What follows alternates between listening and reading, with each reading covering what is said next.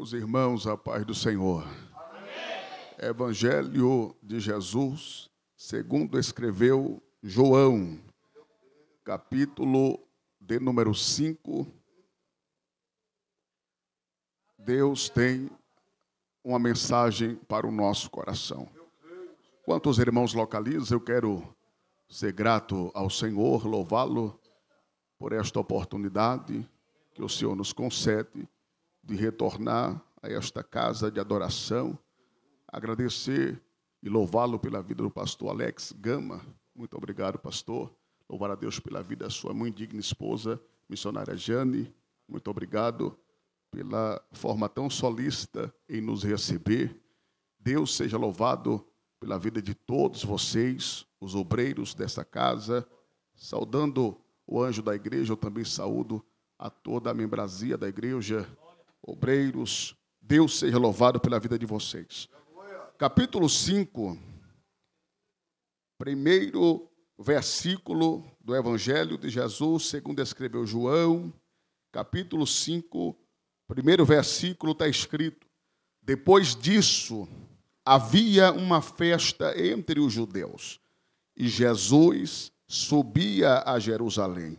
Ora, em Jerusalém, próximo à porta das ovelhas, um tanque chamado em hebreu Betesda, a qual tem 5 alpendres. Neste jazia grande multidão de enfermos, cegos, coxos, paralítico, esperando o movimento das águas. E você diz amém. Amém. Podem se assentar, por favor.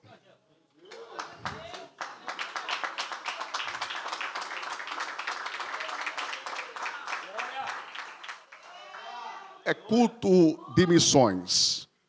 Eu tenho uma palavra de cunho missionário para ministrar para os irmãos.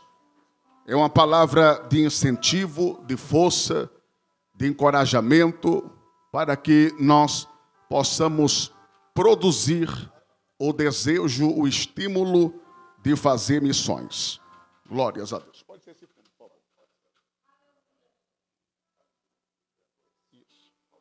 Isso, por favor. Glória a Deus. Nós estamos diante de uma mensagem que se enquadra dentro dos evangelhos. Eu queria que você prestasse atenção nessa introdução, porque é importante o missionário saber o que se trata acerca dos evangelhos. Os evangelhos são boas novas. Evangelho é uma palavra derivada do grego evangelion. Evangelion significa boas novas, notícias novas, boas notícias. O missionário, ele tem por missão levar as boas notícias, as notícias que se defere acerca de Jesus, o plano elaborado por Deus, o maior resgate de toda a humanidade, está inserida nos evangelhos. Os 4 evangelhos são boas novas de salvação, relatos dos acontecimentos mais importantes e significativos da vida, do ministério de Jesus, a sua morte e a sua ressurreição. Os evangelhos têm por prioridade anunciar a Jesus, o plano ministerial, a salvação, a redenção e, em ênfase, a morte e a ressurreição. Missões é exaltar o nome de Jesus, centralizá-lo e colocá-lo como a maior primícia no campo missionário. É impossível fazer missões sem Jesus. É impossível ser missionário se antes receber de Jesus a vocação, o chamado. Deus reservou esta noite para nos mostrar que existe um propósito no campo missionário. E você faz parte deste propósito. Quando eu falo dos evangelhos, eu conheço aqui os evangelhos sinópticos: Mateus, Marcos e Lucas. Pregador, o que é sinópticos?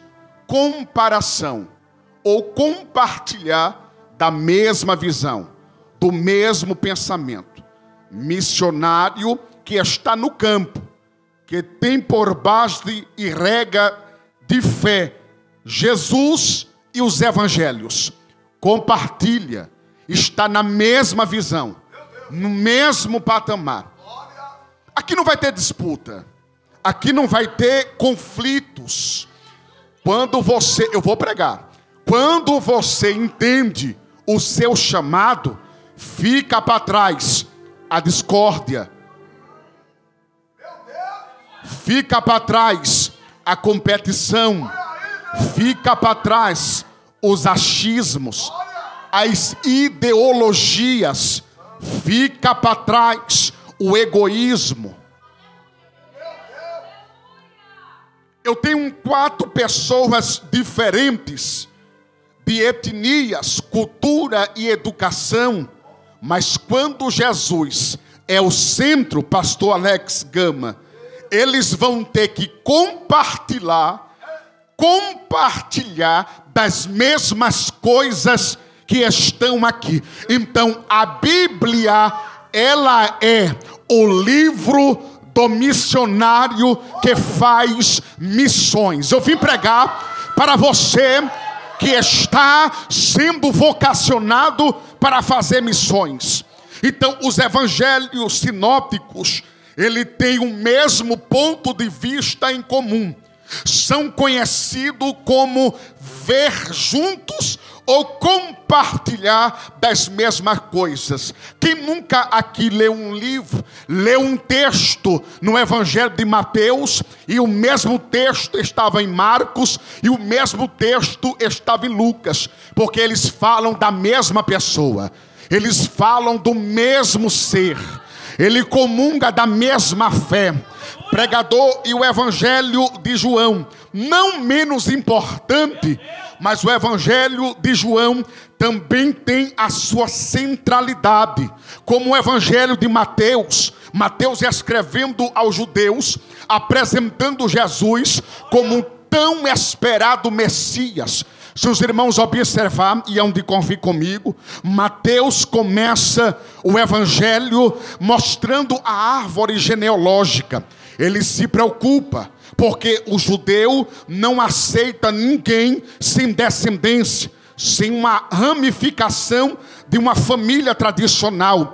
Então ele vai trazer a árvore genealógica, mostrando que Jesus é descendente do trono de Davi. Vai mostrar para os judeus que ele é a realeza encarnada, é ele que está presente diante daquele povo. O Evangelho de São Marcos escreve aos romanos, a um público gentil.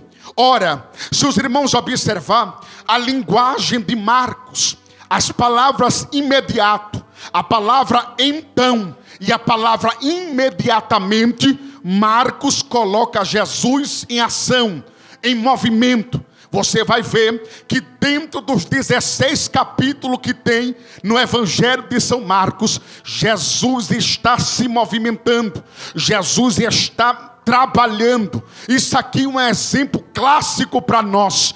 Jesus nunca parou, ele sempre trabalhou, ele sempre se dedicou à obra missionária. O Evangelho de Lucas, Lucas escreve também a um público gentílico, mas mais amplo, porque Lucas, sendo doutor, sendo estudado, Lucas tem uma linguagem mais sofisticada e escreve também aos gregos, mostrando que Jesus, ele tem a sua centralidade humana, para que caísse todo o misticismo, todo o dogma daqueles que vieram antes com uma centralidade angelical. Se os irmãos observar, na região de Nazaré, cerca de 50 homens se levantou dizendo: eu sou Cristo, eu sou Cristo. É como prova de quando Natanael está recebendo de Felipe as informações que Cristo havia aparecido e ele queria apresentar. A Bíblia diz que quando Natanael ficou sabendo que Jesus Cristo era anunciado por Felipe, a primeira coisa que Natanael fez foi perguntar: porventura poderia vir alguma coisa boa lá de Nazaré? Porque 50 homens já se levantou e nenhum deles era o Cristo.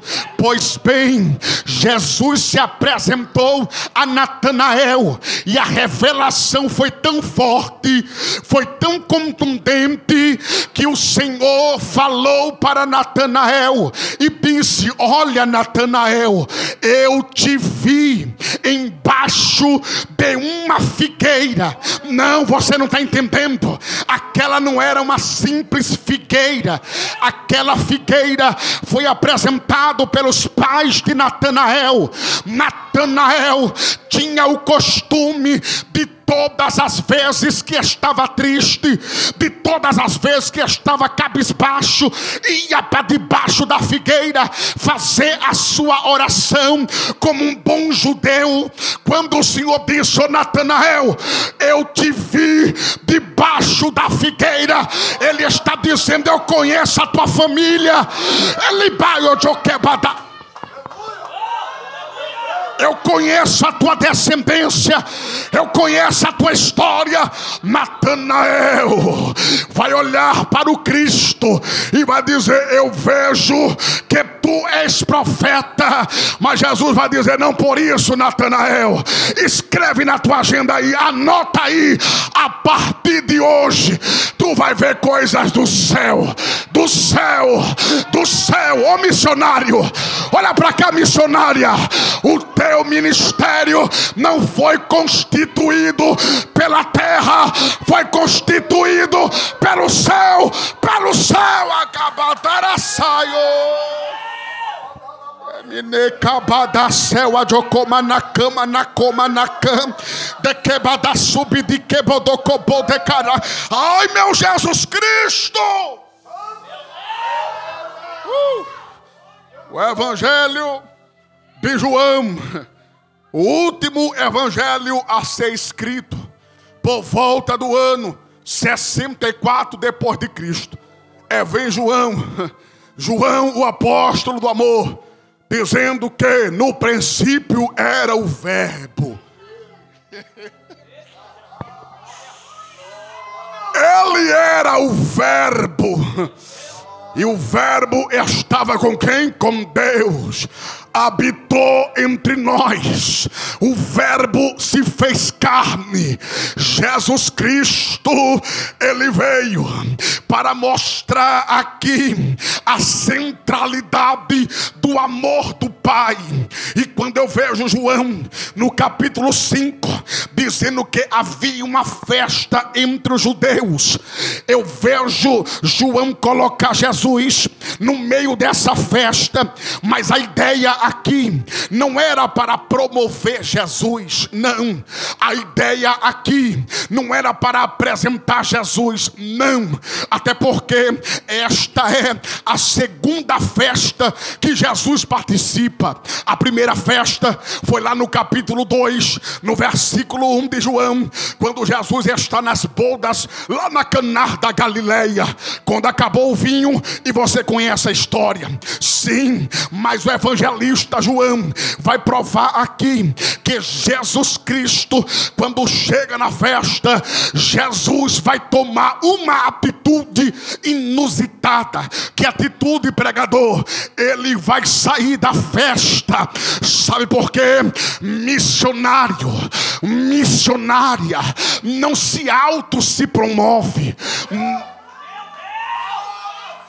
Missionário e missionária de Deus não vai para a festa para poder se promover, não, porque ele sabe que a centralidade do seu ministério não é ele, é Jesus. Não é ele, é Jesus. Observa que Jesus vai sair da festa, porque eu entendo, pastor Alex Gama, que aquela festa era um tanto hipócrita. Havia uma hipocrisia. Missionária Jane, as pessoas que estavam ali era para poder se autopromover, se exibir. Sabe por quê, diácono Renato? O clero estava lá, a cúpula de Herodes também estava lá, doutor de Arimateia estava lá, o governador, estava toda a equipe. Irmão, se é uns pregador da atualidade, se essa geração da atualidade, não ia perder tempo, já ia querer deixar o seu cartão, já ia deixar seu zap, porque o momento é de promover, o momento é de se apresentar. Mas Jesus é crente. Jesus é crente. A primeira coisa que Jesus fez foi se retirar do meio da hipocrisia. Saiu do meio da hipocrisia, porque Jesus conhecia o coração daqueles homens ali. Eu fico imaginando Jesus chegando naquela festa. Eu vou trazer para os nossos dias atuais essas festas que andam acontecendo aí nas igrejas. Não é festa do mundo, não, eu falo do meu povo, eu falo da onde eu frequento, dos lugares que eu entro. A centralidade desses congressos aí, dessas convenções aí, não é Jesus, não é Jesus, é o homem. Sabe o que está acontecendo? O homocentrismo, é o homem no centro. Mas a igreja do Senhor é cristocêntrica, é Jesus no centro, é Jesus no centro. Pega o Libia para a selva de Ocobadacã. Cadê você que veio adorar o nome dele?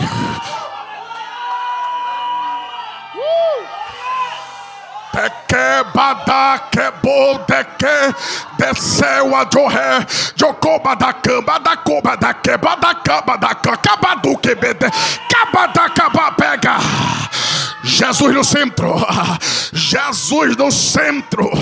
A festa tem um anfitrião, e quem é o anfitrião? Jesus. Se o motivo da festa não for Jesus,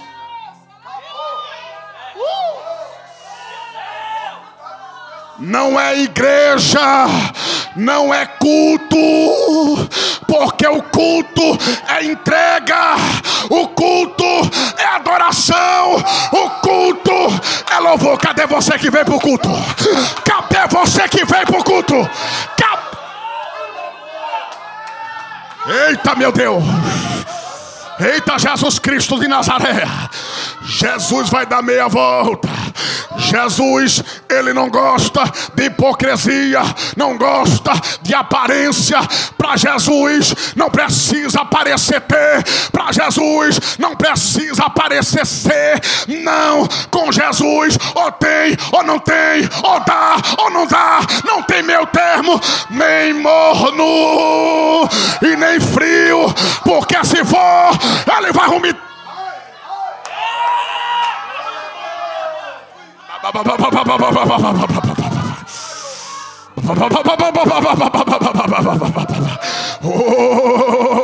Eu estou sentindo a graça dele. Eu estou sentindo a presença dele. Você se lembra que quando Jesus Cristo foi até aquela figueira que estava verde, Jesus chegou lá, olhou para a figueira era até bonita, estava até em um bom posicionamento, porque estava próximo da estrada. Ela aparentava ser, mas não era. Ela aparentava ter, mas não tinha. Mas quando Jesus chegou, que foi requerer os frutos, não tinha nada para dar, só tinha folhas verdes. Então Jesus levantou a mão e disse: seca-te, seca-te. O que tem de figueira seca por aí. Eu vou me jogar daqui em cima já já. O labadacaba, meu Deus. O libidiquebadalcomadacamaraca. Ei, frutos missionários.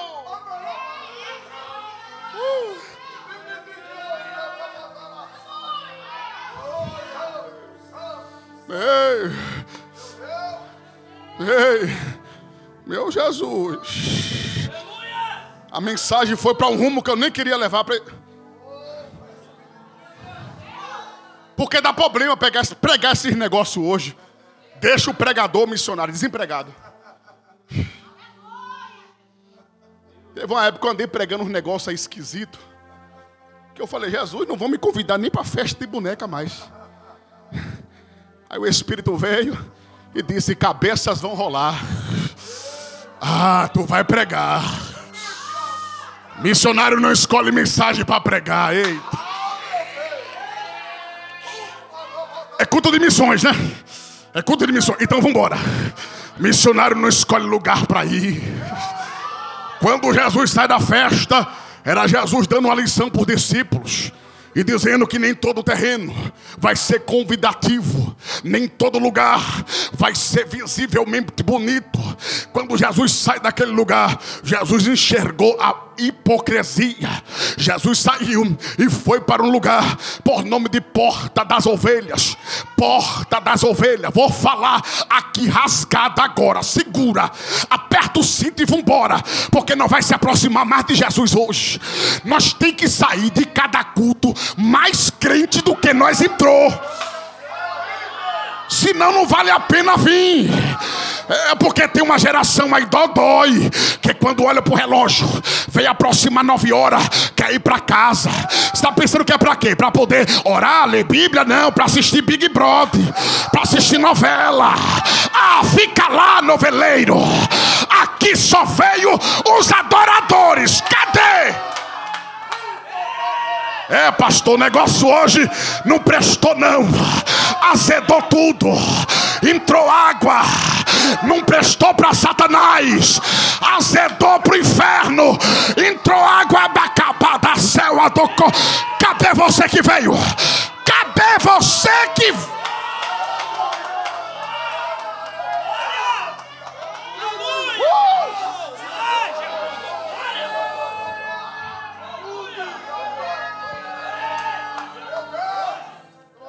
Rapaz,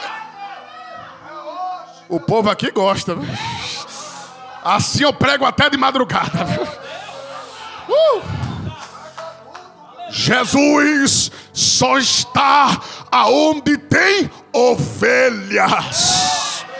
Quando Jesus saiu daquela festa, Jesus foi para um lugar aonde se chamava Porta das Ovelhas. O próprio Jesus, aqui é outra pregação. O próprio Jesus disse: eu sou a porta. Ele é a porta.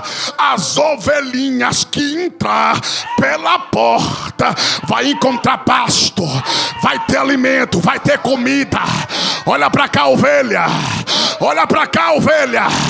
Aqui na igreja Coluna do Deus Forte tem pastor e tem pasto para você comer. Cuidado com essas andâncias. Cuidado com essas caminhadas. Aqui é o seu centro de formação, missionário. Aqui é o lugar aonde Deus está te alimentando, Deus está te nutrindo, porque Ele vai soprar seu nome. Não te preocupa não, Ele te conhece, Ele vai soprar seu nome. Jesus chegou lá na porta das ovelhas, quando olhou e viu aquela multidão, segundo o historiador Flávio Josefo, disse que era quase 2.000 pessoas naquela fila. Jesus vai se aproximando.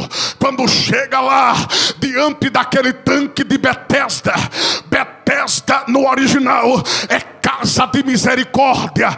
Quando Jesus olha e vê aquela fila, aquela multidão, porque se dizia que todas as vezes, porque se dizia, cuidado com esse negócio que se diz, ou porque falaram, ou porque me disseram, vou lá para poder ver, tem que ver nada. Não é o que você vê, cuidado para você não ver demais, é aquilo que você ouve, e ouve a palavra de Deus, a palavra de Deus. Ele está falando, Jesus está falando, Ele está falando com a igreja, amém? Ele está falando comigo, amém? Ele está falando com a igreja do Senhor. A Bíblia diz que dizia-se que certo tempo o anjo descia lá naquele tanque e movimentava, agitava, fazia um movimento. Nem todo movimento, pronto, eu vou falar, nem todo movimento Jesus está.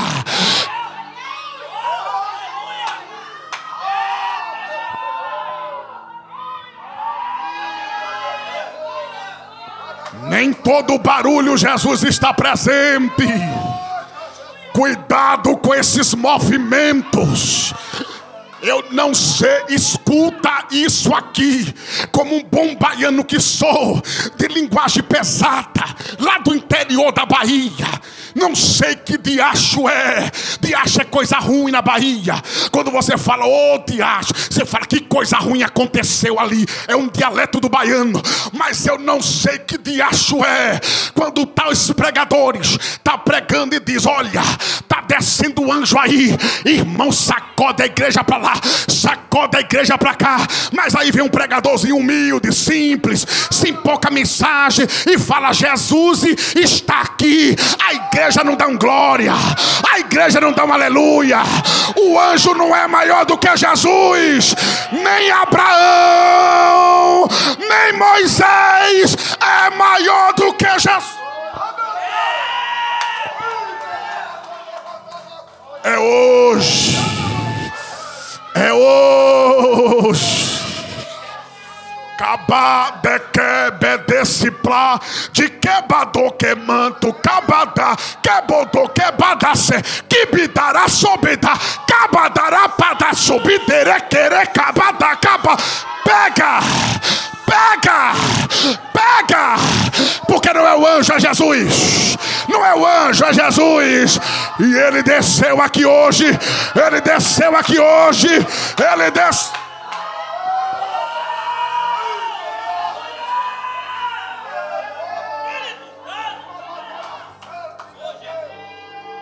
Desse lado aqui, desse lado aqui, deste lado aqui é o lado direito, sim ou não? Esse lado é o lado direito. Não aguento mais não, tenho que descer.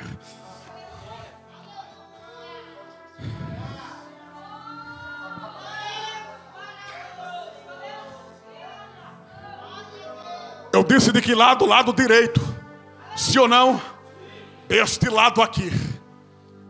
Do começo da pregação até esse dado momento, eu via uma mão. E eu vou te falar aqui. Pensa num cabra que não brinca com esse negócio de revelação, de profecia. Eu tenho um temor de Deus, irmãos. Eu tenho um temor de Deus. Mas a mão formava uma aliança. Pastor, eu nunca vi uma aliança tão linda como essa. E a mesma mão pegava uma pedra preciosa. Essa pedra era tirada de um lugar assim, da parte de cima, e forjava a aliança e botava a pedra em cima. Escute isso aqui. A sua mão direita, moça. Eu disse direita ou disse esquerda? Direita. Ergue ela, por favor. Essa. Pode erguer assim. Esta aliança que estava sendo forjada nas mãos do próprio Deus, desce para o seu dedo anelar.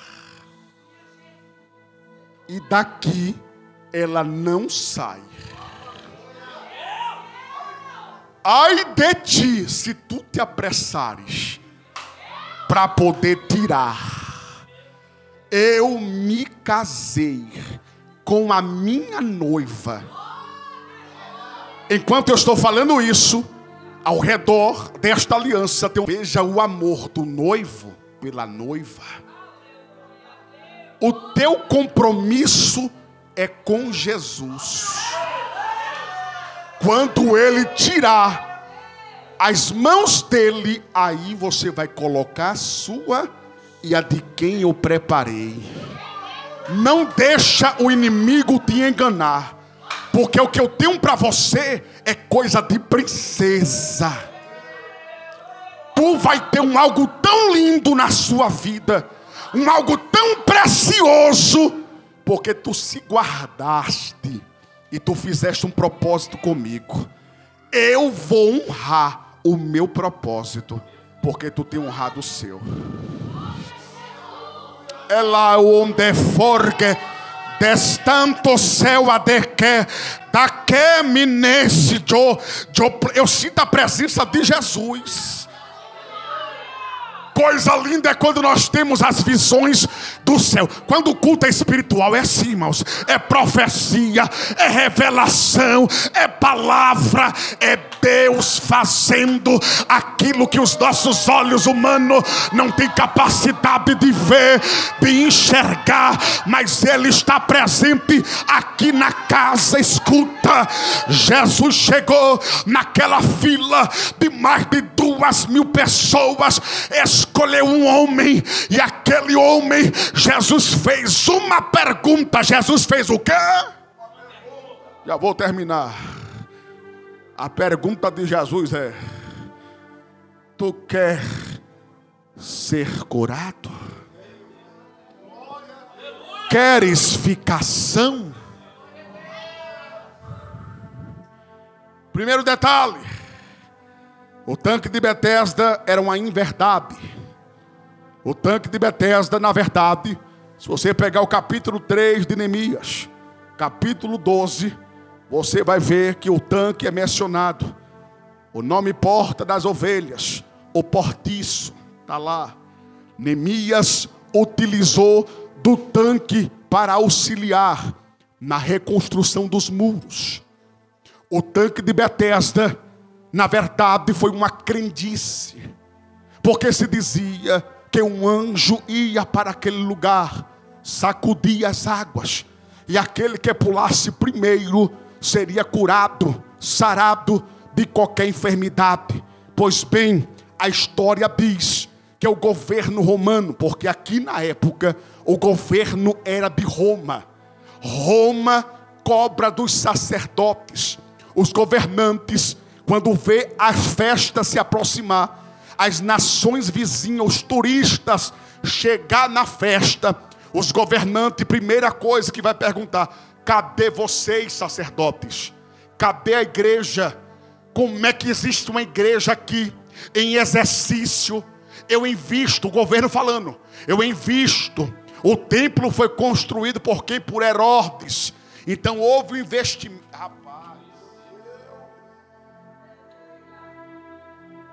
Eu vou deixar esse negócio para lá. E não está no esboço não, nem coloquei no esboço, que isso dá problema. Esse negócio de governo está colocando recursos. E quando o governo começar a requerir, porque tudo aquilo que você emprega valor, você se sente no direito de cobrar. O que aconteceu lá foi isso. Quando o governo cobra, os sacerdotes tudo, ó, cheio. Rapaz, isso aqui dá um problema. Ainda bem que aqui não tem isso. Graças a... Isso aqui dá exclusão, isso aqui dá banco, rapaz. Isso aqui dá banco.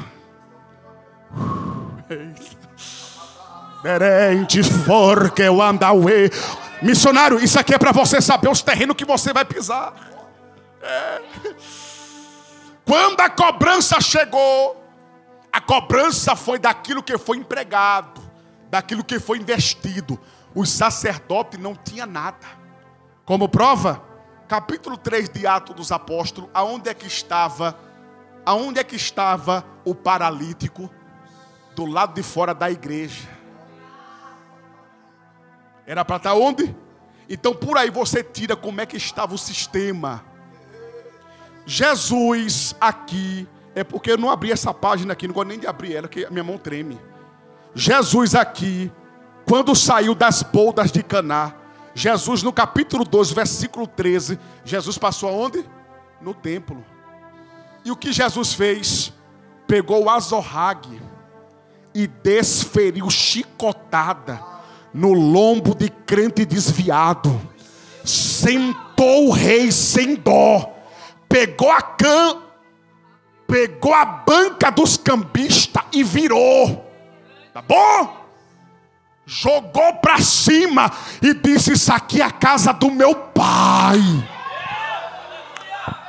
E tu tá fazendo negócio aqui, cambada. E sentou o rei.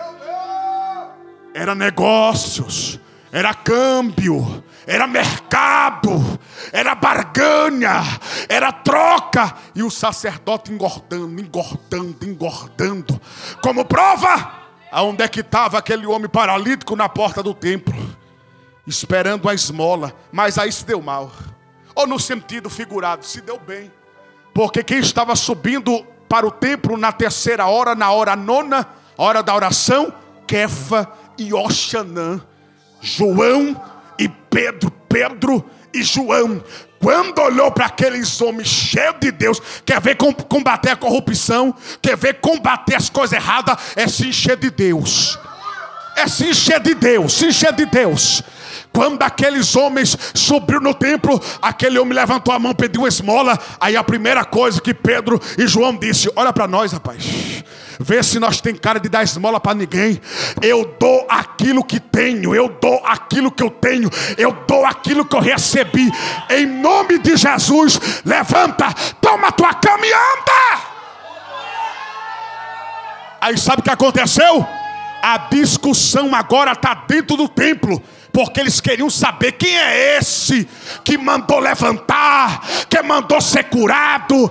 A discussão não era quem curou, quem fez o milagre. A discussão é de quem foi que mandou. Aí eu vejo os sacerdotes conversando dentro da conjectura, o sacerdote conversando lá no gabinete e dizendo assim: é fulano de tal, não nos falta ouro, não nos falta prata, nós estamos vivendo o melhor momento, o melhor tempo. Aí outro sacerdote com o coração compungido olha para o outro e diz: é fulano, não falta ouro, não falta prata, mas também nós não temos autoridade de dizer: levanta, toma a tua cama e anda.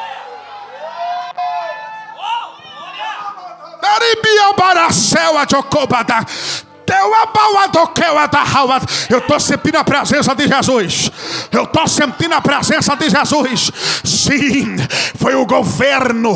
Quando foi pressionado, segundo a tradição judaica, o governo foi pressionado. E o que fizeram? Começaram a tirar os mendigos, os ressecados, os cegos, porque tinha turista na cidade.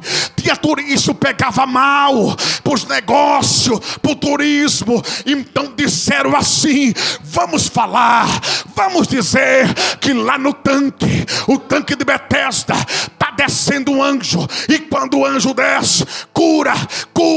Então o que é que o povo fez? Começou a caminhar lá para o tanque de Betesda, porque tudo aquilo que te prende te torna escravo. Tudo aquilo que te prende te torna escravo. Mas deixa eu te falar uma coisa: conhecereis a verdade, e a verdade vos libertará. Se verdadeiramente o Filho do Homem te libertar, tu vais ser livre. Com Jesus é liberdade, com Jesus é liberdade. Pois bem, foi isso que aconteceu. Disseram uma mentira, disseram uma inverdade. Estava ali um homem que já tinha 38 anos, e 38 anos que esse bendito anjo nunca apareceu, nunca chegou, nunca foi lá das caras.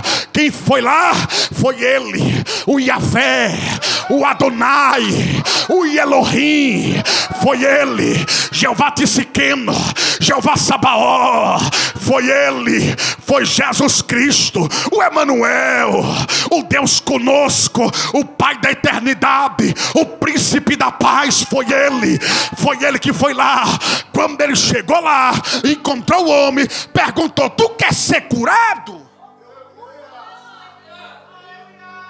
Escuta isso aqui. Mas o sistema havia corrompido. Olha o campo que você vai pisar, missionário.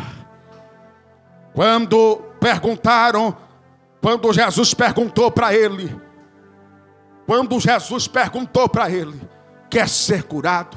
Queres ficar são? Qual foi a resposta que esse homem deu? Senhor, estou aqui neste tanque e não tenho homem algum. Você entendeu o que eu falei do homocentrismo? Você entendeu o que eu falei do homocentrismo? Essa é a paralisia da igreja brasileira. Não tenho homem algum. Não tenho homem. Sabe o que Jeremias, no capítulo 17, no versículo 5 diz: maldito o homem que confia em outro homem, ou no homem, vírgula, que faz da sua carne mortal o seu braço forte, e que te aparta do Senhor a tua confiança ou o teu coração. Não é o homem, queridão, não é o homem. Não é isso, não lhe dá direito de desrespeitar a sua autoridade, de ser submisso à sua liderança, não. Mas saiba que nós aqui, ministério, pregador, igreja, pastor, missionário, missionária, a nossa confiança está inteiramente no Senhor. No Senhor. Oh glória. Não tem o homem. A fala, missionária de Deus, presta atenção. Observe a fala. Olhe a fala. O missionário tem que ser observador e um bom auditivo. Olha a fala. Quando ele diz: não tem homem algum, que quando a água é agitada e me coloque no tanque, a fala dele denuncia a realidade daquele homem, sem amigos, sem condições, sem ninguém. Você vai se deparar com pessoas assim. E eu vou lhe falar uma coisa aqui por experiência de campo, por bondade de Jesus, há quase 20 anos. Viajando por esse país afora e fora dele. A maioria, pastor, a maioria dos que eu encontro para evangelizar são crentes desviados. Missionária Jane, nesse dia eu fiquei pasmo. Eu fui evangelizar um cabra No momento da evangelização da conversa, eu pensei que o desviado era eu. O homem veio com uma exegese. O homem estava usando uma hermenêutica. O homem estava usando de uma oratória, de retórica. Que naquele momento o Espírito Santo falou para mim: pare, não dê pérolas aos porcos. É doloroso, é sofrido, mas ele quis me convencer que o errado era eu e a igreja. A língua está coçando, eu vou falar. Recentemente apareceu uma irmãzinha aí na mídia, tocando um violãozinho, cantando um tal de evangelho de fariseus. Escuta isso aqui. Escuta isso aqui. Primeira coisa que eu fiz foi olhar o perfil da moça. Você sabia que aquela moça vai no show de Djavan? Está lá no Instagram dela. Está lá no Instagram dela. Você sabia que essa moça é adepta àquela comunidade lá, Paz e Amor, que gosta de queimar um cannabis? Aí vem pra cá me dar lição de moral. Aí vem pra cá querer. O caso da ilha de Marajó é sério. E lá, pasme, só na entrevista que Cabrini deu, conta quantas igrejas você viu lá. Então você acha que aqueles pastores que estão lá são corruptos? Projetos sérios que estão lá, subindo e descendo aqueles rios lá no Pará. Aí vai para a mídia fazer um concurso, uma competição. Aí quando eu li isso aqui do tanque de Betesda, eu vi. Porque o tanque de Betesda, irmãos, ó, vamos lá. A minha opinião, necessariamente, não reflete a sua opinião. Eu respeito a opinião de todos. Mas quando eu vejo alguém se levantar, saiu da fralda ontem, pega, irmãos, eu vi algo tão lindo. Eu vi o pastor José Amaro, lá no setor 5 de Osasco, com 33 anos, só em Osasco, mais de 50 anos de obra, uma vida devota, ser jubilado.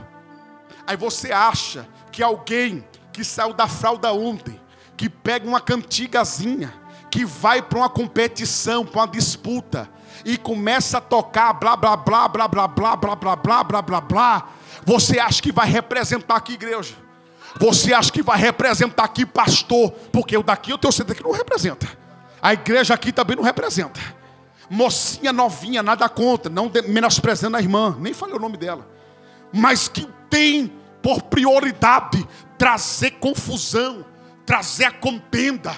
Olha quantos que foram para a mídia, quantas igrejas se sentiram ofendidas. Você acha que isso é evangelho? Aí vai na competição expor, vai lá colocar suas ideologias. O tanque de Betesda não era diferente, porque se dizia quem chegar primeiro ou quem pular primeiro. Esse ambiente aqui era um ambiente de disputas. Jesus não está nesse negócio, porque certamente um ambiente que é movido pelas disputas é um ambiente doente. Essa geração é uma geração doente. O ambiente se tornou lugar de disputa, competição, rivalidade, onde todos desejam ser o primeiro. Eu vou guardar meu esboço, não vou nem pregar mais. Não vou falar mais. Já falei demais pro meu tamanho. Oh, Alain, Johel, Vassel, Adjorafá. Tem alguém comigo aqui ainda? Porque apertou o negócio. Apertou o negócio. Você entendeu, irmão, o que é evangelho? Quando Jesus pergunta aquele homem não tem resposta. Aquele homem vai falar da própria vida dele.